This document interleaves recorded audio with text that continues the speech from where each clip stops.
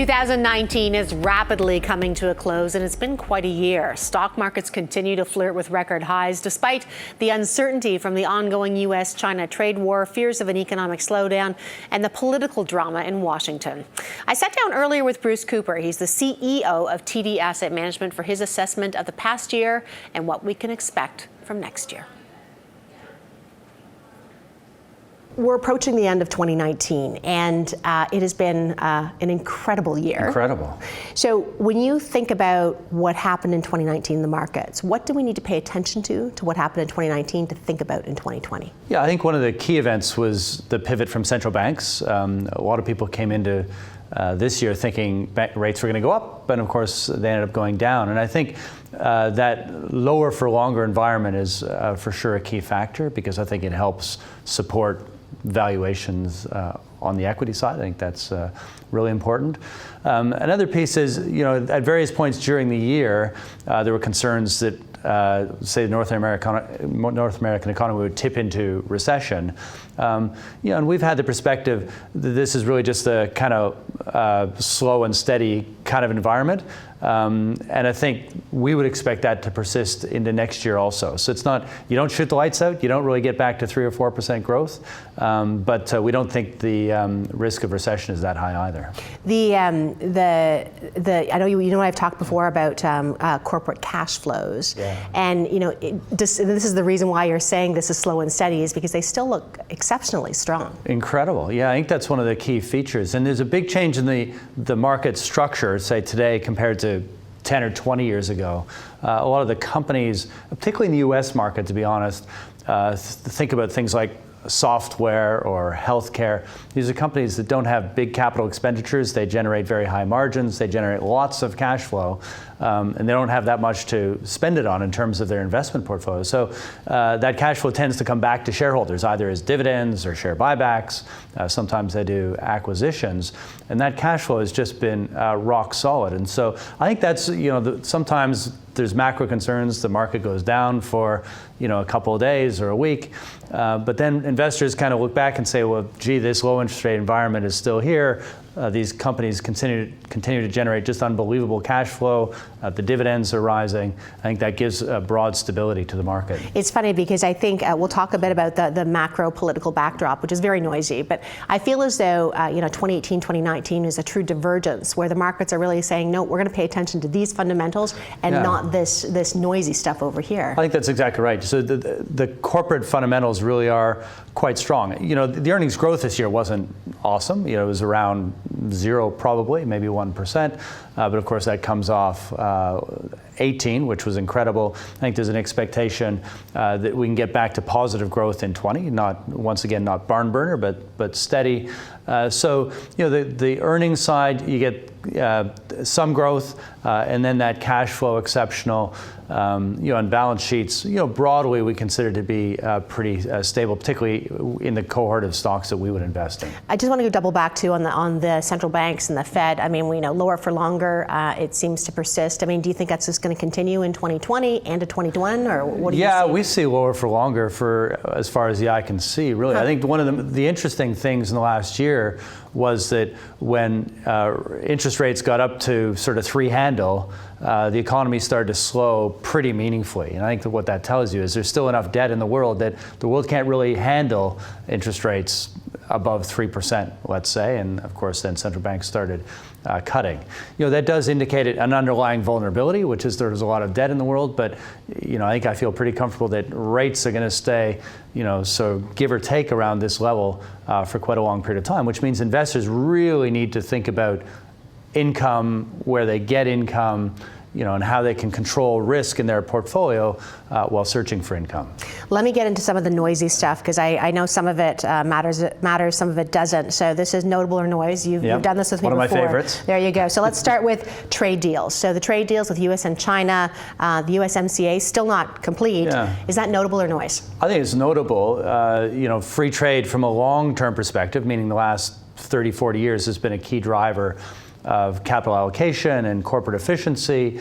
And if we have a meaningful breakdown in that, I think that would be a big negative for markets. And so I think what people are looking for is at least progress. I think this is going to be a more challenging environment for trade, but if we can make progress, I think that'll be a check mark. Okay, on that same category then, Brexit. I feel like I've been talking about Brexit for a very long time. I think from a global perspective, a Canadian perspective, I'd put this in the noise category. Yeah.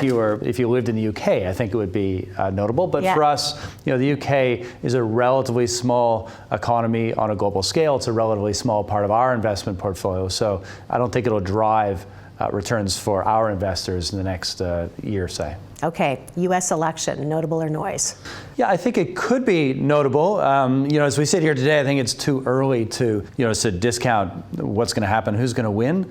Obviously, a year from now, the election will have happened. Yeah. A phrase I like to use is the range of possible outcomes is quite wide. If Elizabeth Warren wins, I think we would expect that would bring about a pretty meaningful change in policy, which would absolutely be meaningful to markets. So, we'll just have to monitor how this unfolds. Okay, and climate change. This is one that I think is something that, I know a lot of when you think about institutional money and pensions, they put a lot of thought into how they invest, but how do you see that impacting? Yeah, I would say notable from a long-term perspective. I think it's one of those boiling frog type things. I don't think it's going to have a big impact on, say, the economy or the market in the next 12 months, but over a longer period of time, I think it could have pretty meaningful impact on the way we generate electricity, on things like automobiles, on things like insurance. So lots of sectors, I think, will be impacted in a meaningful way from a longer-term perspective. Now, you have recently just launched as well 10 new ETFs. We have a list here. We're going to put it up on the screen. This means for a total of 13 new ETFs in 2019. Why now?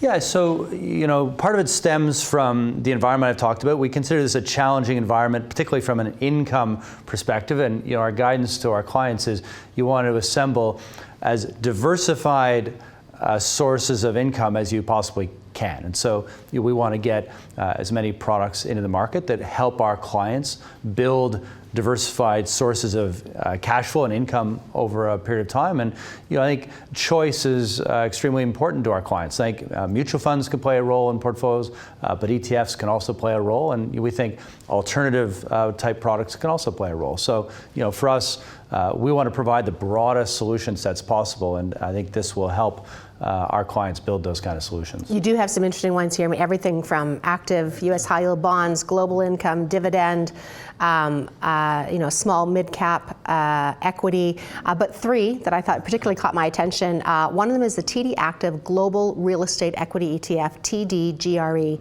Tell me about this one. Yeah, so real estate is an area where TD Asset Management has put a lot of resources in the last 12 months. We acquired Greystone Managed Investments about 13 months ago.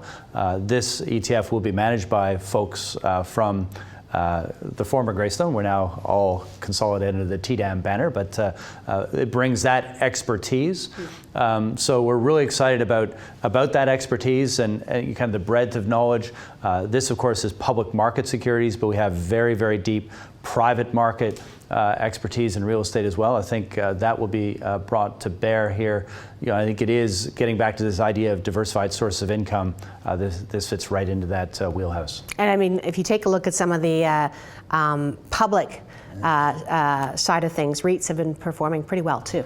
Yeah, in this lower for longer environment, this is not about shooting the lights out, but if you think rates are going to be stable in this environment and you can collect yields in the mid-single digits, we think that's quite an attractive proposition. The second one that caught my eye was this catchy name, Bruce, TDQ Global Multifactor ETF. What is that? Yeah, say that 5 times fast.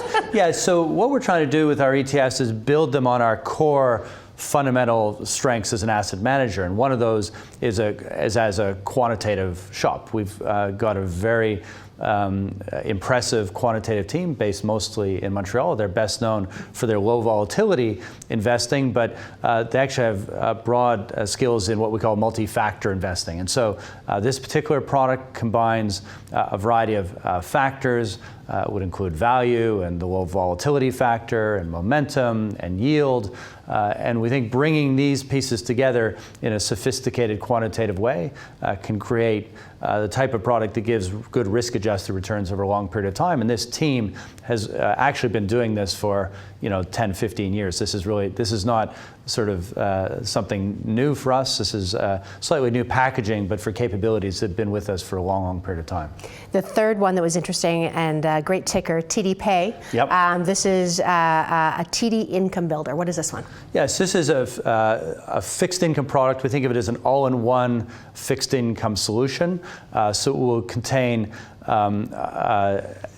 ETFs, other ETFs. It's sort of an ETF of ETFs, a collection of income-producing pieces, corporate bond ladder, high yield, global income, also combined with a broad-based passive ETF. So it's really a nice one-stop shop, we think, very attractively priced, so giving great value to advisors or do-it-yourself investors. Everybody needs fixed income to provide diversification of the portfolio.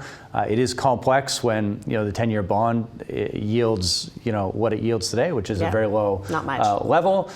So we think corporate bonds and credit will play an incredibly important role in providing income. We've got deep expertise in that area, and this kind of collects a lot of that together in a one-stop shop for income. So you talk about the deep expertise with all of these, and active management matters, doesn't it? Yeah, we think active management absolutely matters, and particularly in this complicated environment.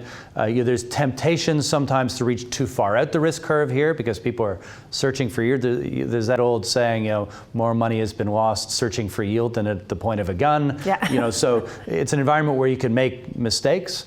So I think proven expertise in building portfolios with good risk-adjusted returns. For us, think about credit and fixed income. We think about that kind of dividend growth approach that has been tried and tested at TDAM for 20 years. We think about quantitative investing, particularly in areas like low volatility. We think these all can provide great risk-adjusted experiences and help combat this very challenging environment we all live in. Bruce, thanks so much. Great to be here.